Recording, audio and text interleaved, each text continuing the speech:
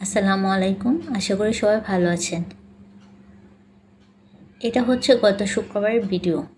সকালবেলা নাস্তা করে চুলায় চা বসালাম, আর ঠিক তখনই গ্যাস চলে গেল।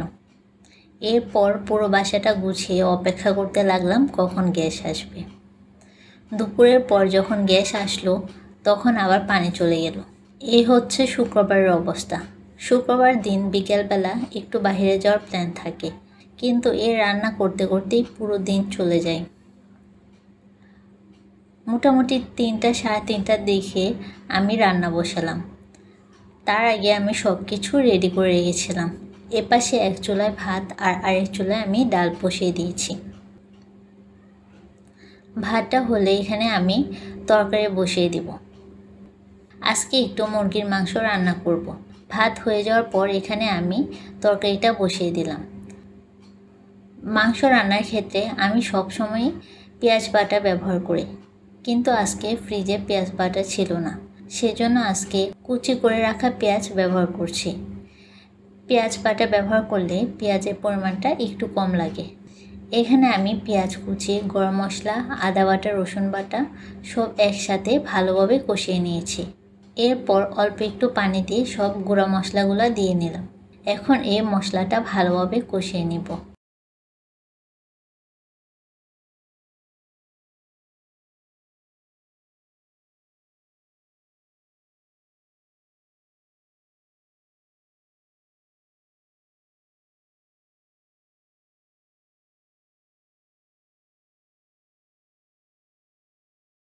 বাসায় একটা টমেটো ছিল, আমি এটাও ছোটো করে কেটে দিয়ে দিলাম।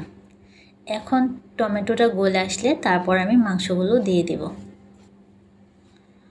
আসলে এক একজনের রান্নার ধরন এক এক রকম। আমিও মুরগির মাংস এক এক দিন এক এক রকমভাবে রান্না করি। সব সময় একইভাবে রান্না করলে খেতে ভালো লাগে না। এখন আমি মাংসগুলো দিয়ে ভালোভাবে এটা কষিয়ে নেব। আর এখন আর এক্সট্রা কোনো পানিও দেব না। মাংস থেকে যে পানিটা বের হবে এটা দিয়ে অনেক সুন্দর করে মাংসটা কষানো হয়ে যাবে।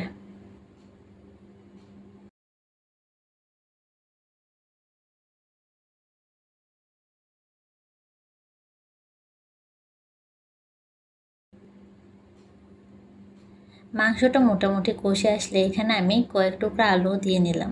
মাংসের সাথে আলু খেতে আমার খুবই ভালো লাগে।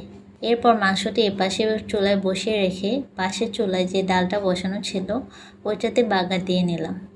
এরপর ডালটা নামিয়ে আমি পাশের চুলায় মাংসের তরকারিটা নিয়ে এখানে আবার বেগুন ভাজি করে নিলাম। এভাবে একটু তাড়াহুড়া করে আমি সব রান্নাগুলো শেষ করে নিচ্ছিলাম।